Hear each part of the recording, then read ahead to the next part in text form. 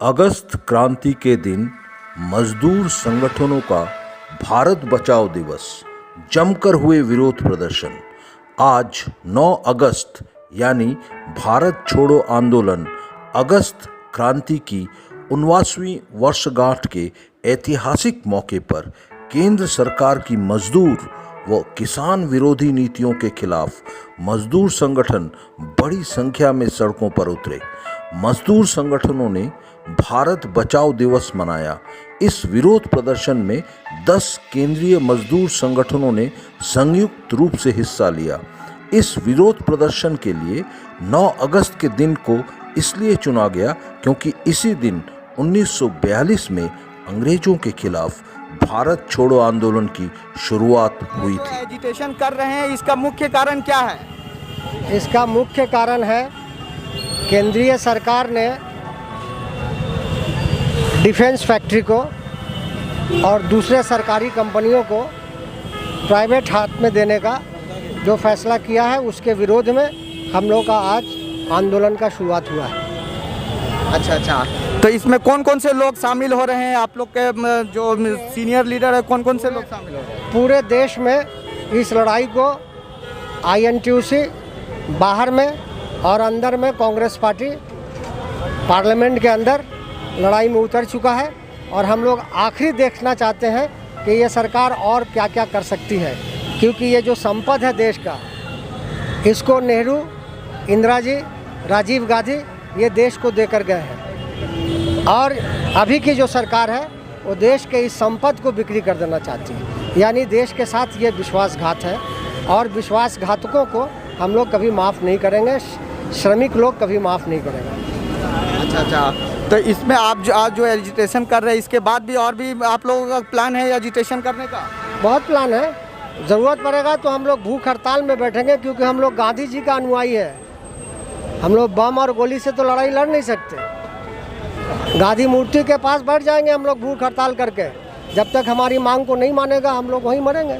सरकार को अगर समझ में आएगी तो हम लोग के साथ समझौता करेगा। अच्छा, सरकार से आप लोग क्या क्या मांग है? सरकार से हम लोग का मांग है कि किसी भी सरकारी प्रतिष्ठान को कॉर्पोरेटाइजेशन करना नहीं चलेगा। जो प्रतिष्ठान सरकारी है उसके शेयर को बिक्री करना नहीं चलेगा।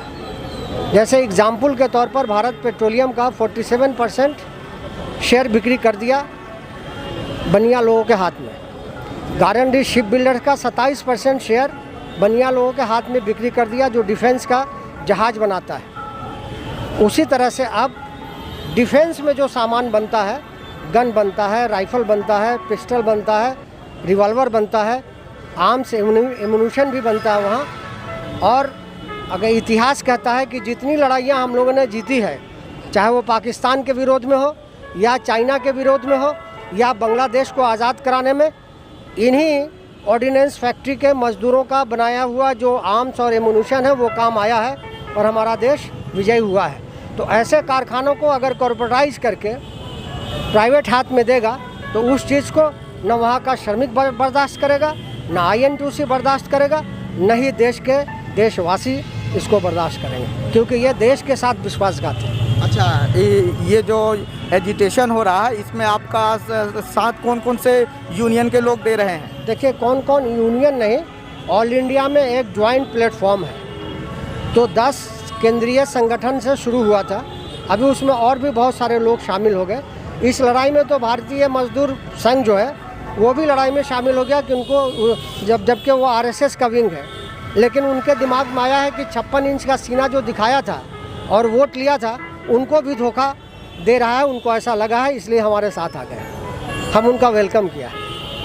चलिए, बहुत बहुत शुक्रिया सर, थैंक यू।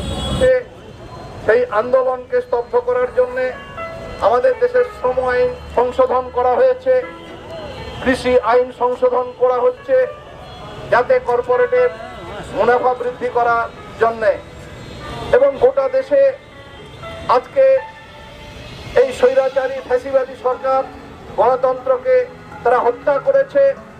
এবং আপনারা জানেন যে আজকে বিদেশি সেভ ইন্ডিয়া ডে পালিত হচ্ছে 1942 সালে আজকের দিনে গান্ধীজি ইংরেজদেরকে উদ্দেশ্য করে বলেছিল ভারত छोड़ो।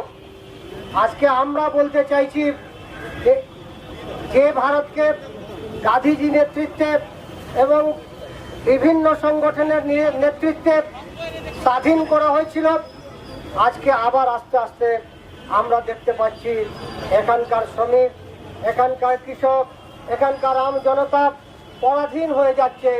তার কারণ হচ্ছে যে সরকার কেন্দ্রে এসছে সে সরকার একটা ফাঁসিবাদী সরকার, সে সরকার মজদুর বিরোধী সরকার, সে সরকার কৃষক বিরোধী সরকার। তারা যে অর্জিত আইনগুলো আমাদের ছিল সেটাকে আমাদের কাছ থেকে কেড়ে নিয়েছে। বিভিন্ন সময়তে একতরফা ভাবে পার্লামেন্টে আইন পাস করছে, তারা কোনো সংবিধানকে মানতে চাইছে না। তাই আজকে এই আন্দোলনের সূচনা। বন্ধুগণ, আজকে আমি বেশি বলবো না, তার কারণ হচ্ছে আমাদের অনেক বন্ধু আছেন, তারা বলবেন। আমি একটি কথা বলতে চাইছি যে যেভাবে তারা সরকারি কারখানাটাকে বিক্রি করে দিতে চাইছেন, যেভাবে তারা লেবার কোড নিয়ে এসছেন, এটাকে কোনো ট্রেড ইউনিয়ন ভারতবর্ষে মানছে না, আমরাও মানছি না, মানব না। এর জন্য যত বড় আন্দোলনে নামতে হবে আমরা প্রস্তুত আছি এবং আগামী দিন আপনারা দেখতে পারবেন। জয় হিন্দ, ধন্যবাদ।